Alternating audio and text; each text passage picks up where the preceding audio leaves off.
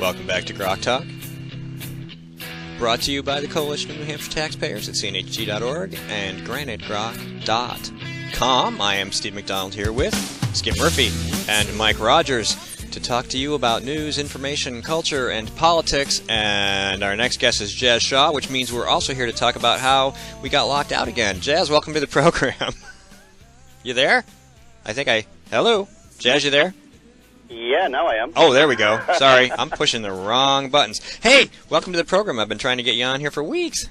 Hey, glad to be on. It's nice to be there virtually, although I prefer to be there personally. I've been really enjoying my recent trips to New Hampshire, and I'll probably be up there again in September. You guys have probably the most fun politics in the nation. So Don't you think? For junkies, it's a great place to go. Yeah, and we have a great primary going on. The Democrats don't have primaries because they're all so far left, nobody can get between them and the left wall already.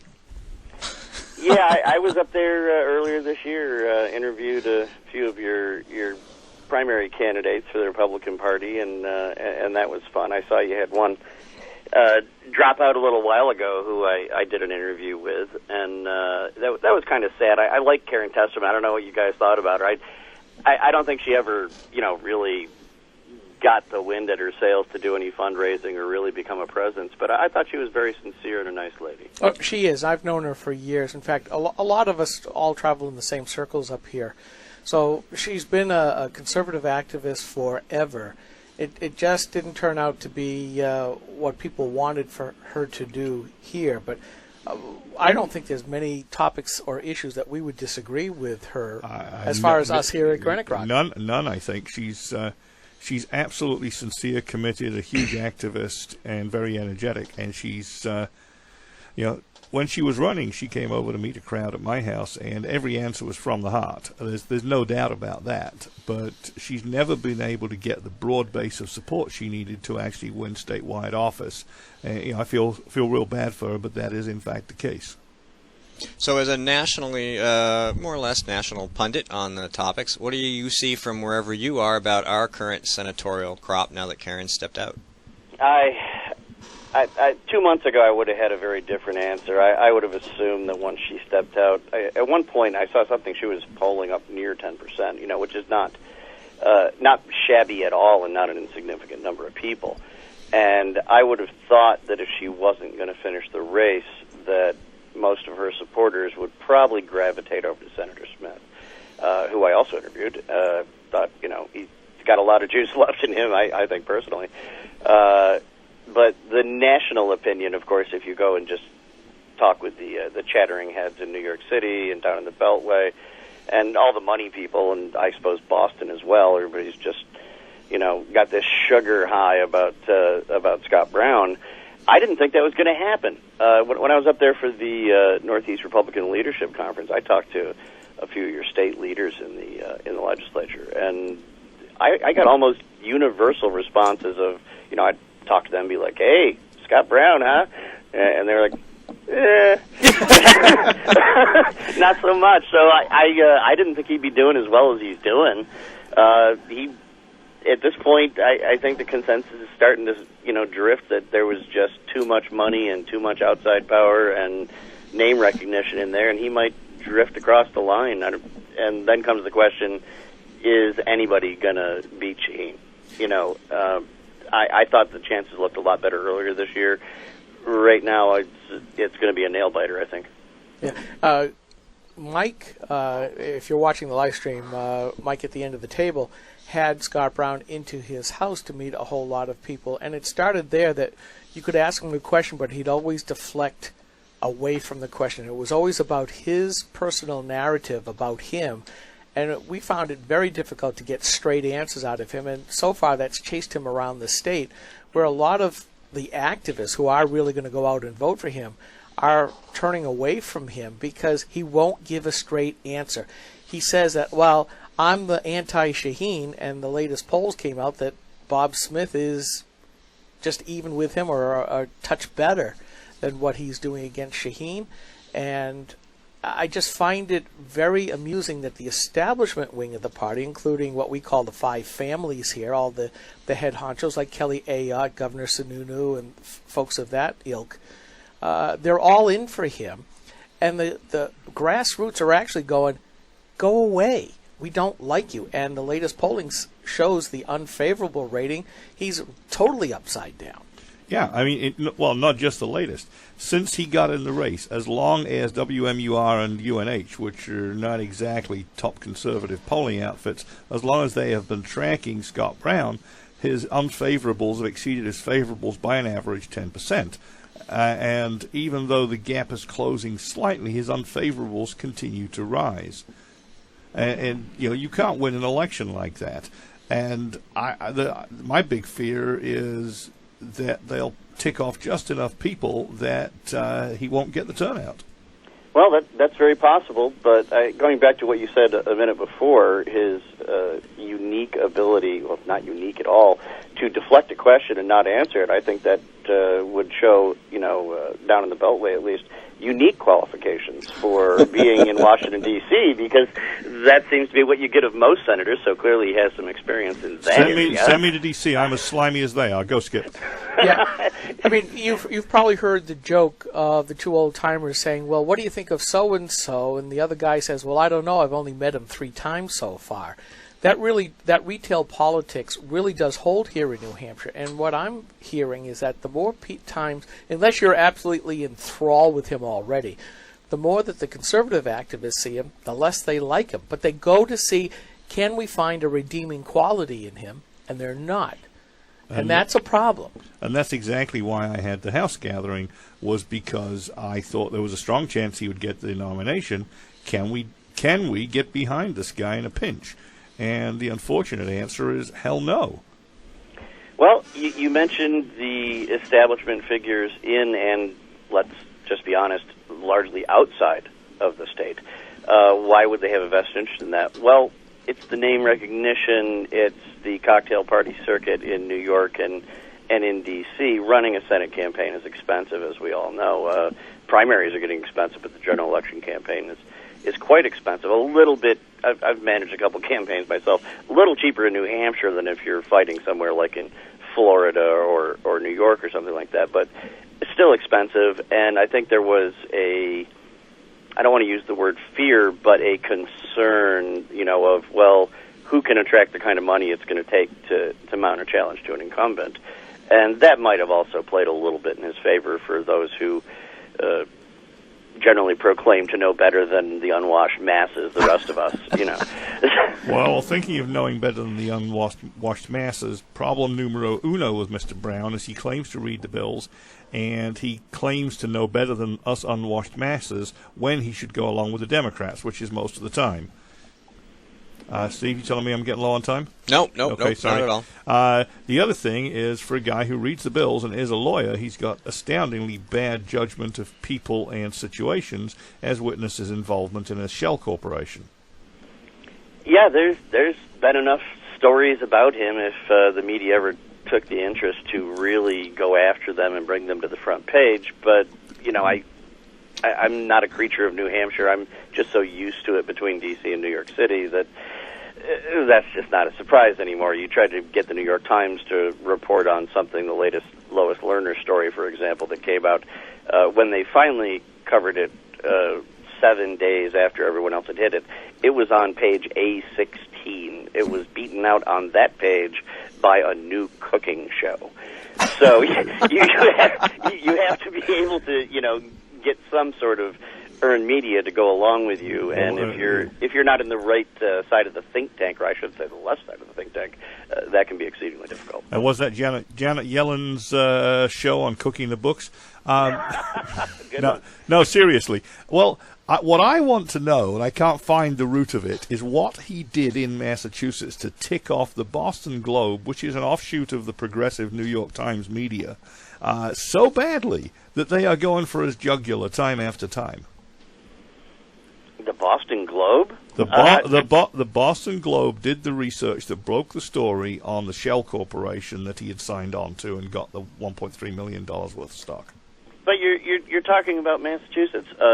Do they love Scott Brown? I would say you have to give that a qualified answer. If you have to pick a Republican they're going to like, well, Scott Brown's your guy. they're going to like him a lot more than someone who's more seriously conservative. But then if you offer them a choice between he or any other member of the GOP, any other person with notably conservative leanings, and then offer them a Democrat, you're going to go after the Republican. Yeah. All right, Jez, we're going to take a quick 60-second break, and we'll be right back to talk about something else like immigration or something. Maybe hang on a second. We'll be right back.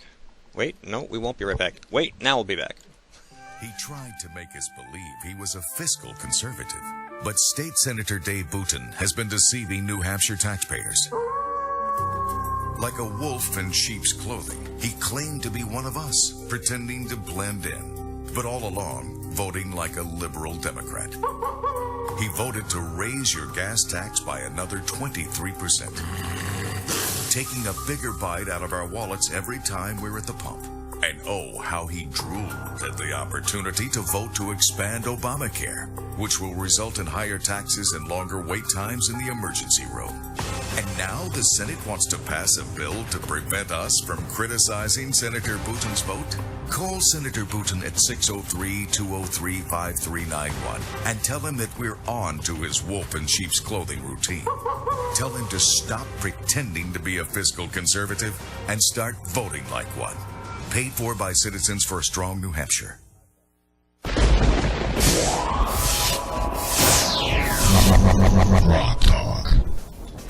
I am Steve McDonald here with Skip Murphy and Mike Rogers, and we are GrokTALK, talking to Jazz Shaw, the weekend editor at Hot Air. Jazz, let's move on to immigration, which I think will probably could play a strong hand in the next presidential election, but it may also play a hand in the November elections. What do you think?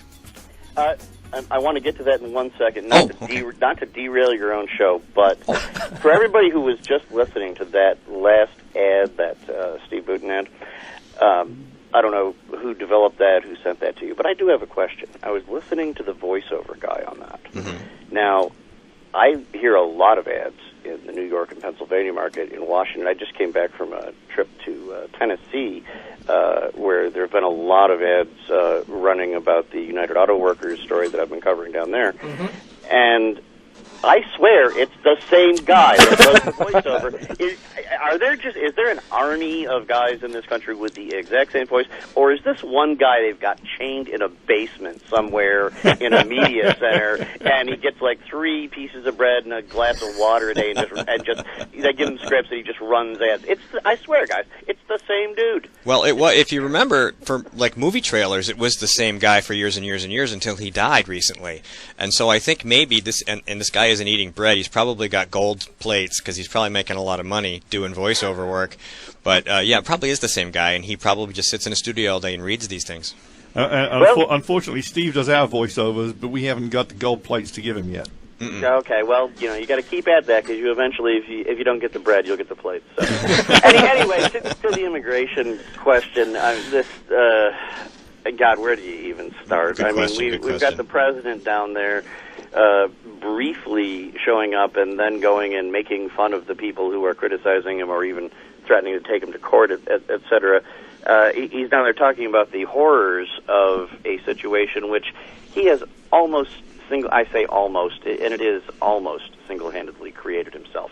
Yeah, it dates back further, but the situation's certainly been exacerbated considerably over the last 6 years by the policies that we've had in place, not only official policies, but much more to the point, unofficial policies, what you say behind your hand when you're talking about, we need to have a way for the undocumented, we don't want to say illegal aliens, because apparently you're a racist or a homophobe or something if you say that. That would be us. Yeah, exactly.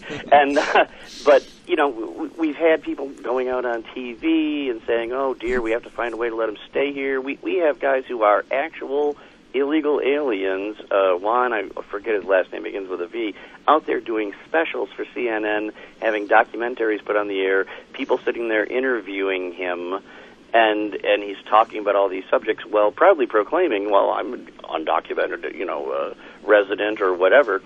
And I find myself looking at that. I watch one of those shows, and I'm asking myself, I realize ICE is overburdened, and they don't have enough people to round up 12 million illegal aliens. I sympathize with that. But surely they could find this guy. I mean, he's on TV. How tough could it be to track him down?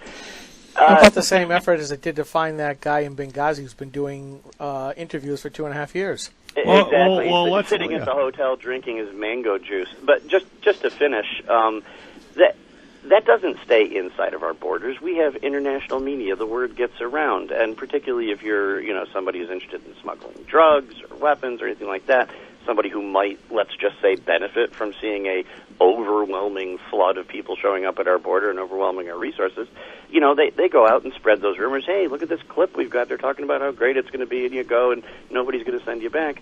And even if that's not true, you live in another country that has maybe, 3 radio stations and 1 TV station 2 hours a day. You're going to hear that and be like, oh, we should send the kids. That sounds pretty good. So we've created this crisis. And I don't see any way to deny that, and to pretend that it wasn't a fairly recent creation for the magnitude that we're dealing with is silly. And there is nobody in the administration or their supporters who is willing to talk, even for a moment, about doing something concrete to actually stop the flow, as well as quickly and efficiently and humanely getting all the intruders out and back where they came from, unless you're willing to put something on the table in terms of, here comes the word, comprehensive immigration reform. And if you're not willing to talk about that, plus amnesty, plus this, then you don't get to talk about doing something to solve the actual problem. So politics has once again paralyzed us, and nothing's getting done. Well, we need to get to single-purpose bills, so you say, close the border. If you don't sign this bill, the rest of it's dead. The same kind of way Harry Reid treats anything that comes out of the House. But that wasn't the point I really wanted to make. It was widely trumpeted earlier in the week that Guatemala and Honduras were running ads discouraging the shipping of children. But that's the public face. Under the table, I believe there are equally, if not more, reports that the governments are encouraging parents to ship their children. But what I really want to understand, and nobody's got an article on it, there has to be collusion between the Obama administration and the Mexican government to give these kids passage across Mexico, because Mexico can't stand illegal immigrants and will deport them back to their point of origin, toot sweet. So why the heck are they able to traverse hundreds of miles of Mexico to end up at our border? I have an alternate theory from yours, sorry. I think it would be not extremely, but it would be far more difficult for there to be some sort of American collusion for trail-side activities, shall we say, going north-south across the length of Mexico than it would be for the actual powers that be in Mexico. And this is just opinion. Feel free to hang me out to dry. Mexico has not been run by the Mexican government in ages. Mexico is run by the cartels. There's a few places inside the cities. It's kind of like Afghanistan in that fashion. And I think there is a tremendous benefit, as I alluded to earlier, to swamping the American border and creating this sort of havoc. I think if you have nefarious things in mind, that presents all sorts of opportunities. And if you are someone or some number of persons who are involved in various cartels controlling different bits of territory, then having a whole stream of kids and families heading for the border presents you with 2 opportunities. Number one, if you're involved in the pedophile child sex trade and drug mules, picking off the odd kids, that gives you a much richer supply. And the ones that you don't pick off or don't care to, helping them make it to the border probably doesn't cost very much, and there's a plus for you in that. Yeah, there was a report that I saw first thing this morning about some of these illegal children signing up for school in a northern border Massachusetts town, and they're kind of wondering whether or not these folks are really, illegal alien children because their hair's gray. I kid you not. I got to go back and find it and post it. But here's the 2 words I want you to consider. Actually, 4 words: dense pack, Cloward Piven. Is this just another facet of what we've seen? I haven't been doing politics all that long, but I remember when I first opened up Granite Rock in 2006, it was easy to keep on top of the 1 or 2 very important issues. Now I almost paralyzed at the end of the day when I get home from work and I get ready to put fingers to keyboard. It's like, which one do I talk about first? There's so many of them. It's almost paralyzing. Are we really being Cloward Pivened here? Everywhere, any issue, any direction, any facet of life in America. I'm not going to say that's an unfair comparison, but I've been doing this a little longer, since the 90s, and, you know, I watch the cycles come and go, and the news cycle is a self-feeding beast. It will never remain empty, because much like nature, it abhors a vacuum.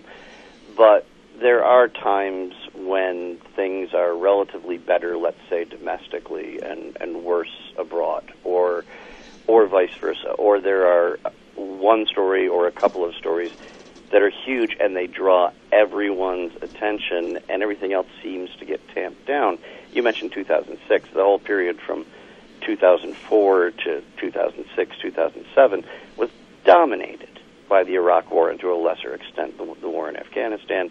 It engaged domestic debate. Foreign policy was up front. That's what everybody was talking about.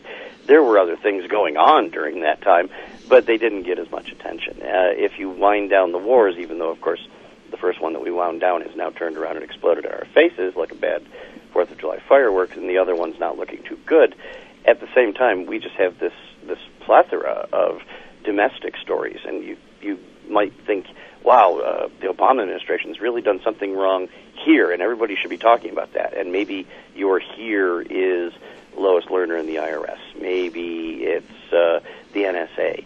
You know, there's any number, but no matter which one you're pointing at, there's a bunch more.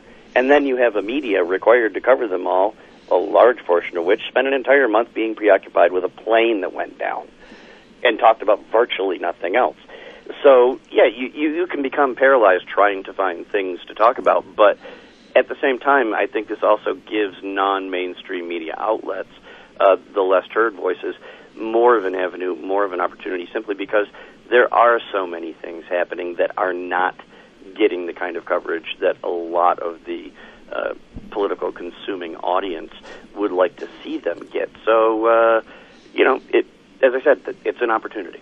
Jazz, I just wanted to ask, as a blogger, we often get, you know, we do this on our own time, so we pick and choose the stories that interest us at the time, or that appear to have the energy necessary for us to make them get out there and have people pick them up.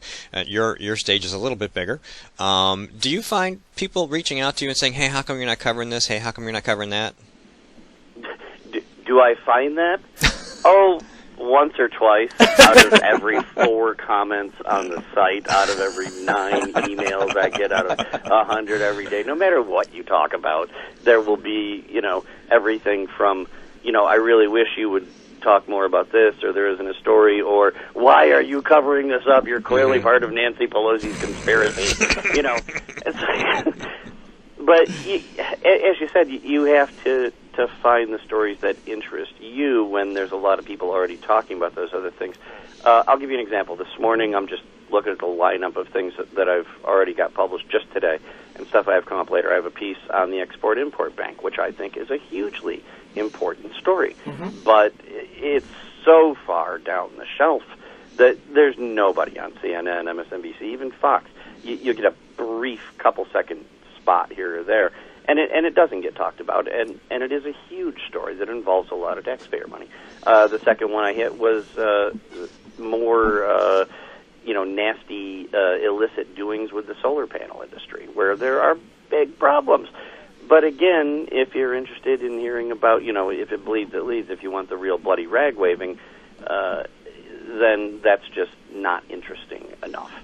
And you know, so where do you go from there? Well, you go and you do what works for you. You do what you think is important, and if people are that upset about it, well, they can go find what they're looking for somewhere else. There's enough of us now that there is somebody talking about it. Yeah, and we do get the thank you. We get the what Steve talked about was the how come you're not covering this? I get that quite a lot in emails. But we find that we're at a lot of the political events because we tend to be more politically oriented here, and covering events that there's nobody from the mainstream press there at all. We do the live streaming from there. We'll do the interviews because we're all a bunch of techies as well. So we take this whole technical stuff on the road and do that kind of stuff. But we do get that thank you, and I do see a tremendous role, and Hot Air is one that I hit several times a day, to hear about the stories that the mainstream press doesn't even want to bring up. And I think it's more of a case, it's not a case of they don't have the time to do it, they don't want to do it for whatever ideological reason. And remember, as Glenn Reynolds, Instant Pundit, says, they're all Democrats with bylines anyways. There's an element of both, I'm going to say. There was a time when I got into a rather, I won't say heated, but an extended debate with Jake Tapper. When the Plain story was going on, I was sitting there writing like an article every other day about Leland Yee, and I'm sure you guys know who Leland Yee is. We wrote about him. But the vast majority of the country still to this day has no idea who Leland Yee was, because that was a case where the point I was trying to make was that in CNN's case, Jake did hit it on Twitter and on his own, the lead blog on CNN's website. But they have their programming schedule, and there were X number of stories they could fit in on top of the plane, because that's all they could talk about was the plane for a month. And Leland Yee was so far down. But at the same time, there's no question in my mind that a lot of the powers that be at CNN, and I brought that up to him directly, though he doesn't personally own up to it, that they don't want to talk about a Democrat who gets in trouble it's not nearly as much fun as a Republican who gets in trouble. And for sure, you do not want to utter the name of a Democrat who was a big anti-gun proponent, smuggling weapons into the country, including rocket launchers. That's a bad story for Democrats, so they don't like it. So that must have been Leyland over in California. That was Leland Yee, yes. All right, well, Jazz, we're running to the end of this segment. How would people reach out to you in the blogosphere? How would they reach out? Email? Do you have if you wanted people to contact you for any reason, ask you why you're not writing about something? Oh, it's no secret. I don't even use my hot air email. People can. I have one main Gmail address, which is just jazzshaw@gmail.com, and people are free to, go ahead and lambast me or suggest stories, or if you're nice, you can even say, "Hey, nice job, you idiot," or send tips, for things that you think we should be covering. If it's interesting, I'll do that. But mostly, if you already have a comment account at Hot Air, obviously, just get in and jump in the comments. We read them, and if you don't, let me know occasionally. We can, scrounge up a couple extra comment accounts. All right, well, I want to thank you for taking some time to be on the program with us. We're going to try to get you back at some point in the future, and you said you'll probably be here in September, maybe? Yeah, I'll be up there. I'll let you guys, I'll drop you a note before I get there. Maybe we can stop by and do a cold one. All right, well, thanks, if you come up the Saturday before the Tuesday, we'll have you on the show. I'm going to cut Mike off because we're running out of time. Have a great weekend. We'll see you. All right, that's GrokTALK. We'll be right back. Groksters assemble. Us and whatever we talk about.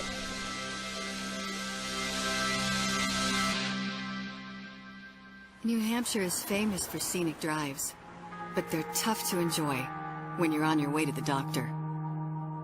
Because Obamacare limits your choices, some will have to drive more than an hour to see a doctor. What's health insurance worth if care isn't there when you need it?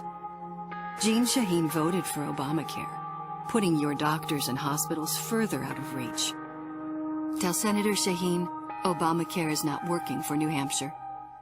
She tried to make us believe she was a fiscal conservative, but State Senator Nancy Stiles has been deceiving New Hampshire taxpayers.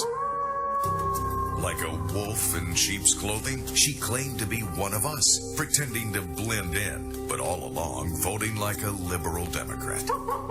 She voted to raise your gas tax by another 23%, taking a bigger bite out of our wallets every time we're at the pump. And oh, how she drooled at the opportunity to vote to expand Obamacare, which will result in higher taxes and longer wait times in the emergency room. And now the Senate wants to pass a bill to prevent us from criticizing Senator Stiles' vote. Call Senator Stiles at 603-918-0553 and tell her that we're on to her wolf in sheep's clothing routine. Tell her to stop pretending to be a fiscal conservative and start voting like one. Paid for by Citizens for a Strong New Hampshire.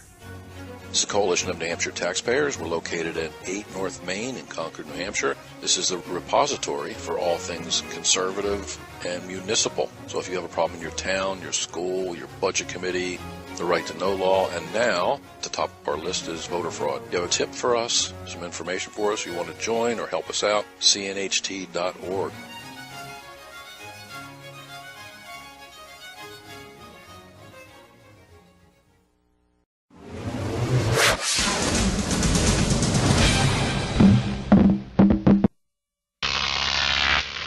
Grok TV.